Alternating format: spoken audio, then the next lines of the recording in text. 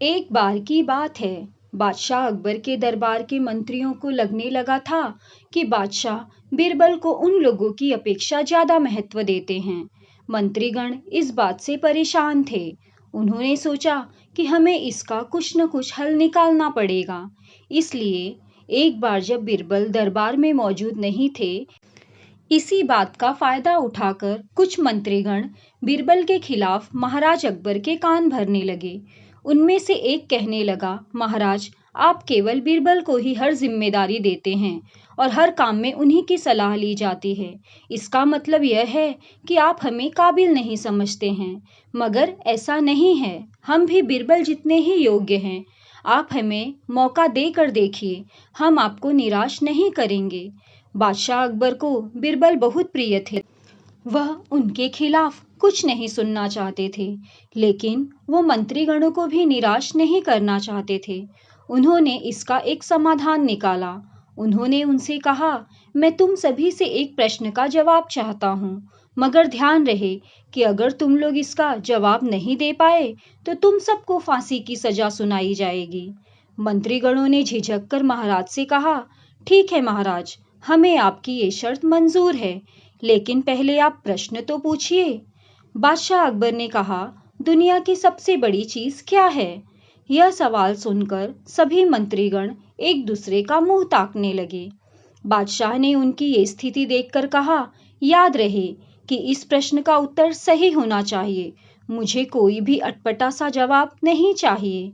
इस पर मंत्रीगणों ने राजा से इस प्रश्न का उत्तर देने के लिए कुछ दिनों का समय मांगा। राजा भी इस बात के लिए तैयार हो गए। महल से बाहर निकलकर सभी मंत्रीगण इस प्रश्न का उत्तर ढूंढने लगे। पहले ने कहा कि दुनिया की सबसे बड़ी चीज भगवान है, तो दूसरा कहने लगा कि दुनिया की सबसे बड़ी चीज भूख है। तीसरे ने दोनों के जवाबों को नकार दिया और कहा कि भगवान कोई चीज नहीं है और भूख को भी सहन किया जा सकता है। इसलिए राजा के प्रश्न का उत्तर इन दोनों में से कोई नहीं है। धीरे धीरे समय बीतता गया और महाराज द्वारा दिए गए सभी दिन भी समाप्त हो गए। फिर भी राजा द्वारा पूछे गए प्रश्न का जवाब न मिलने पर सभी मंत्रीगणों को अपनी जान की परवाह होने लगी। कोई अन्य उपाय न मिलने पर आखिर में वो सभी बीरबल के पास पहुंचे और उन्हें अपनी पूरी कहानी सुनाई। बीरबल पहले से ही इस बात से परिचित थे। उन्होंने उनसे कहा, मैं तुम्हारी जान बचा सकता हूँ, लेकिन तुम्हें वही करना होगा जैसा मैं कहूँ। सभी बीरबल की बात पर राजी हो गए। अगले ही दिन बीरबल ने एक पालकी का इंतजाम करवाया। उन्होंने दो मंत्रीगणों को पालकी उठाने का काम दिया, तीसरे से अपना हुक्का पकड़वाया और चौथे से अपने जूते उठवाए। वह स्वयं पालकी में बैठ गए। फिर उन सभी को राजा के महल की ओर चलने का इशारा दिया। जब सभी बीरबल को लेकर दरबार में पहुंचे तो बादशाह अकबर इस मंजर को देखकर हैरान थे कि आखिर ये कैसे हुआ। जो लोग बीरबल के खिलाफ बोल रहे थे, वही लोग उसे पालकी में उठाकर लाए हैं। इससे पहले कि वो बीरबल से कुछ पूछते, बीरबल खुद ही राजा से बोले, महाराज, दुनिया की सबसे बड़ी चीज गरज होती है। अपनी गरज के कारण ही ये सब मेरी पालकी को उठाकर यहाँ तक ले आए हैं। यह सुन बादशाह अकबर मुस्कुराए बिना न रह सके।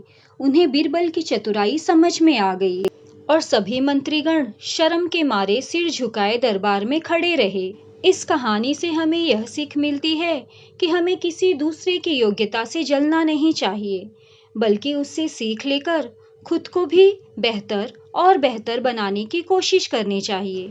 दोस्तों, अकबर बीरबल की न जाने कितनी कहानियां हमने सुनी हैं, जो हमारा मनोरंजन तो करती ही हैं, साथ ही हमें सीख भी देती हैं। अकबर बीरबल की कहानियां हमेशा से सभी के लिए प्रेरणादायक रही हैं। दोस्तों, अगर आपको मेरी ये कहानी पसंद आई हो तो प्लीज़ लाइक और शेयर कीजिए और मेरे चैनल को सब्सक्राइब करना बिल्कुल ना भूलिए।